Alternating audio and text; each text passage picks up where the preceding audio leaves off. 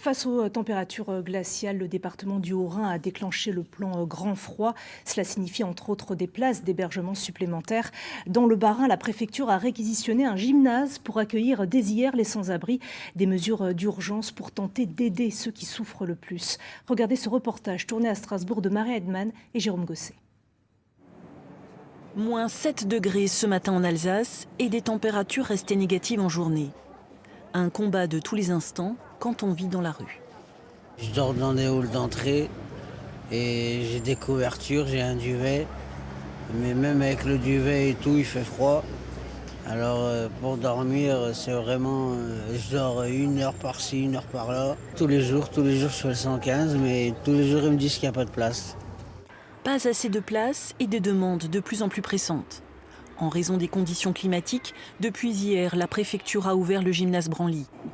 Insuffisant pour les associations comme le Secours populaire qui s'inquiètent d'une situation de plus en plus tendue. On est à peu près entre 500 et 600 places d'hébergement d'urgence en moins.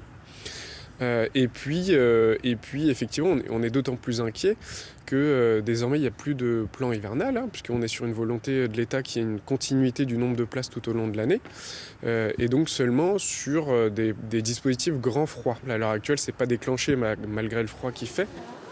Chaque semaine, le 115 enregistre 600 demandes, dont près de 500 restent sans solution d'hébergement d'urgence.